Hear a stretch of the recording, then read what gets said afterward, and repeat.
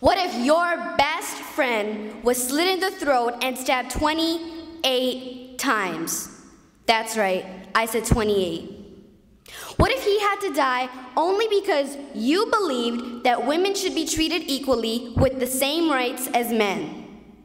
And not only was your best friend murdered, but a death-threatening letter was jabbed into his throat with a knife, addressed to you. Theo van Gogh was murdered by a terrorist in the Netherlands, Ayaan Hirsi Ali's closest friend. This courageous woman believed that women should have rights, but an Islamic extremist didn't like it and came over and murdered her closest friend. Ayaan Hirsi Ali is a perfect example of someone who stood up for what she believed in, but her best friend was murdered. She spoke out against the Sharia law, the law that states that every woman is a second-class citizen in Islam. She was born in Somalia, but also lived in Saudi Arabia, and as a child, she was told how to act, talk, sit, stand, sleep, walk, and even dress in a certain way, or she would be beaten. She was told what side of her body to sleep on and how to dress. She must cover every inch of her body in clothing and leave only a slit for her eyes.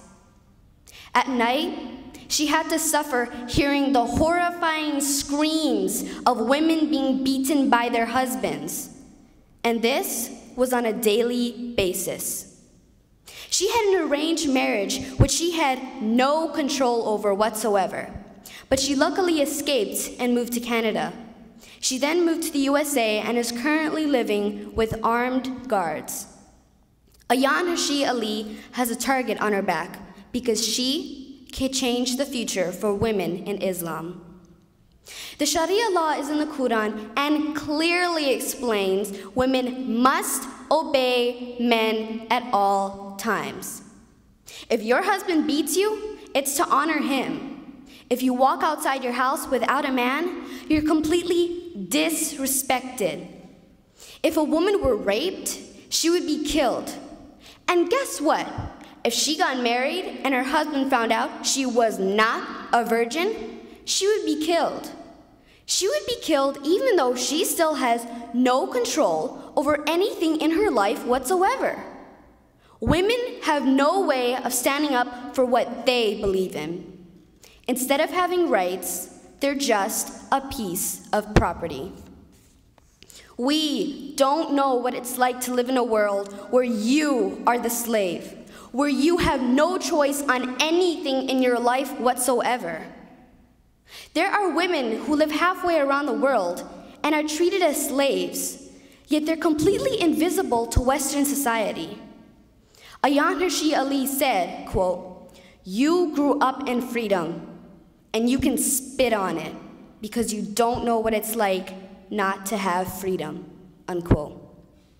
I would like to dedicate this speech to saving the lives of our invisible sisters, the strongest women I've ever known. Thank you.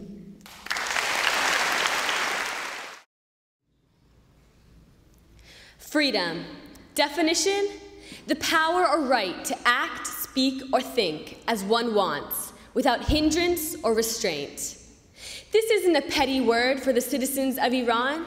It is the most hopeful term in their dictionary.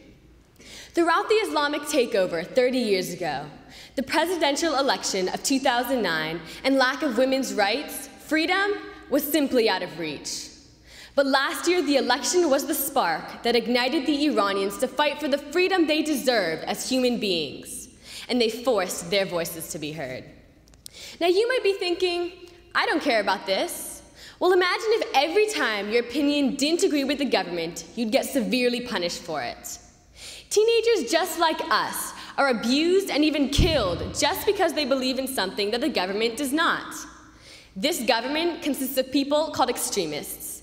Now, there can be extremists in any religion, but in Iran, there are Islamic extremists who force the law of Sharia upon its citizens. Sharia is the law of Islam and has very harsh rules. One of the many ruthless rules is committing blasphemy, which is when one criticizes the Prophet Muhammad, and the penalty is death. Also, imagine getting whipped for having any Western books, movies, or music. This is censorship at its worst. Most of the rules of Islam are that against women's rights. One of the harsh rules against women's freedom and independence is that in marriage, only the husband can initiate divorce. Also, women are required to follow the strict Islamic dress code.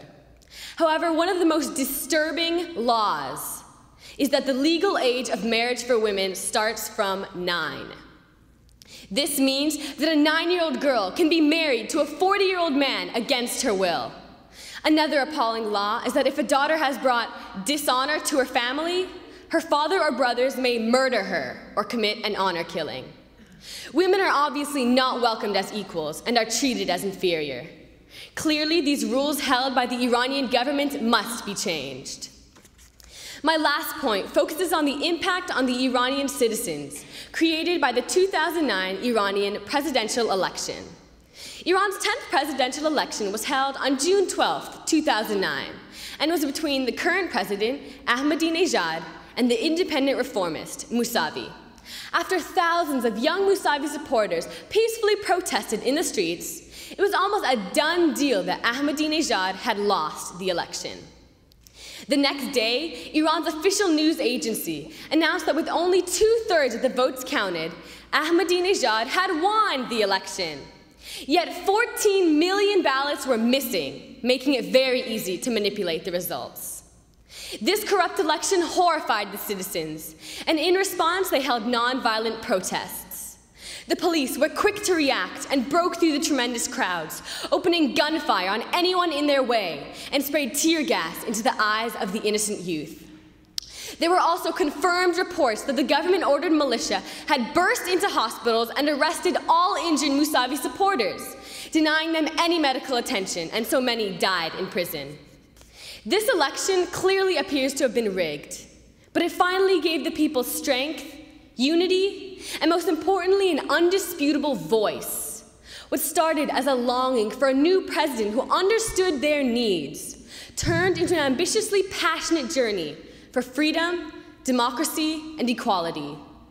Even though it may take more time, the citizens of Iran are well on their way on the path to freedom. Thank you.